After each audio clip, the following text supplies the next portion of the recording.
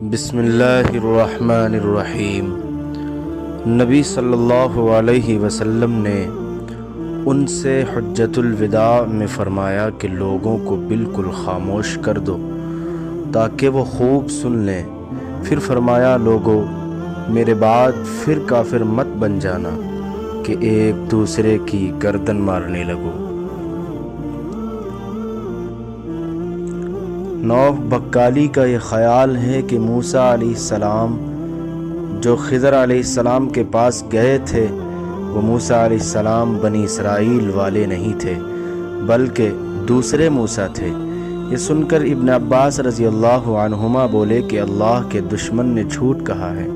ہم سے ابھی ابن کعب رضی اللہ عنہ نے رسول اللہ صلی اللہ علیہ وسلم سے نقل کیا کہ ایک روز موسیٰ علیہ السلام نے کھڑے ہو کر بنی اسرائیل میں خطبہ دیا تو آپ سے پوچھا گیا کہ لوگوں میں سب سے زیادہ صاحب علم کون ہے؟ انہوں نے فرمایا کہ میں ہوں۔ اس وجہ سے اللہ کا غصہ ان پر ہوا کہ انہوں نے علم کو خدا کے حوالے کیوں نہ کر دیا۔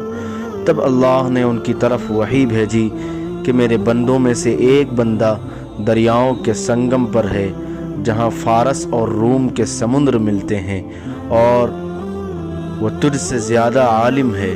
موسیٰ علیہ السلام نے کہا، اے پروردگار، میری ان سے ملاقات کیسے ہو؟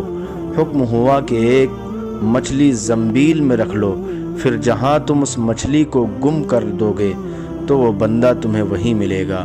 تب موسیٰ علیہ السلام چلے اور ساتھ اپنے خادم یوشع بن نون کو لے لیا اور انہوں نے زنبیل میں مچھلی رکھ لی۔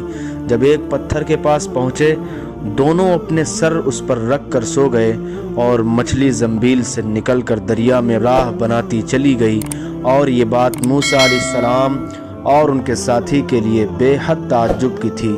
پھر دونوں باقی رات اور دن میں جتنا وقت باقی تھا چلتے رہے۔ جب صبح ہوئی موسیٰ علیہ السلام نے خادم سے کہا، ہمارا ناشتہ لاؤ، اس سفر میں ہم نے کافی تکلیف اٹھائی ہے۔ اور موسیٰ علیہ السلام بالکل نہیں تھکے تھے، مگر جب اس جگہ سے آگے نکل گئے جہاں تک انہیں جانے کا حکم ملا تھا تب ان کے خادم نے کہا، کیا آپ نے دیکھا تھا کہ جب ہم صخرہ کے پاس ٹھہرے تو میں مچھلی کا ذکر بھول گیا؟ بقول بعد صخرہ کے نیچے آب حیات تھا، وہ اس مچھلی پر پڑا اور وہ زندہ ہو کر بقدرت الہی دریا میں چل دی۔ یہ سن کر موسیٰ علیہ السلام بولے کہ یہی وہ جگہ ہے جس کی ہمیں تلاش تھی۔ تو وہ پچھلے پاؤں واپس ہو گئے۔ جب پتھر تک پہنچے تو وہ دیکھا کہ ایک شخص کپڑا اوڑھے ہوئے موجود ہے۔ موسیٰ علیہ السلام نے انہیں سلام کیا۔ خضر علیہ السلام نے کہا کہ تمہاری سرزمین میں سلام کہاں؟ پھر موسیٰ علیہ السلام نے کہا کہ میں موسیٰ علیہ السلام ہوں۔ خضر بولے کہ بنی اسرائیل کے موسیٰ؟ انہوں نے جواب دیا کہ ہاں۔ پھر کہا کہ کیا میں آپ کے ساتھ چل سکتا ہوں تاکہ آپ مجھے ہدایت کی وہ باتیں بتلاؤ جو خدا نے خاص آپ ہی کو سکھلائی ہیں؟ خضر علیہ السلام بولے کہ تم میرے ساتھ صبر نہیں کر سکو گے۔ اس سے موسیٰ، مجھے اللہ نے ایسا علم دیا ہے جسے تم نہیں جانتے، اور تم کو جو علم دیا ہے اسے میں نہیں جانتا۔ اس پر موسیٰ علیہ السلام نے کہا کہ خدا نے چاہا تو آپ مجھے صابر پاؤ گے اور میں کسی بات میں آپ کی نافرمانی نہیں کروں گا۔ پھر دونوں دریا کے کنارے کنارے پیدل چلے۔ ان کے پاس کوئی کشتی نہ تھی کہ ایک کشتی ان کے سامنے سے گزری تو کشتی والوں سے انہوں نے کہا کہ ہمیں بٹھا لو۔ خضر علیہ السلام کو انہوں نے پہچان لیا اور بغیر کرائے کے سوار کر لیا۔ اتنے میں ایک چڑیا آئی اور کشتی کے کنارے پر بیٹھ گئی۔ پھر سمندر میں اس نے ایک یا دو چونچیں ماری۔ اسے دیکھ کر خضر علیہ السلام بولے کہ اے موسیٰ علیہ السلام، میرے اور تمہارے علم نے اللہ کے علم میں سے اتنا ہی کم کیا ہوگا جتنا اس چڑیا نے سمندر کے پانی سے۔ پھر خضر علیہ السلام نے کشتی کے تختوں میں سے ایک تختہ نکال ڈالا۔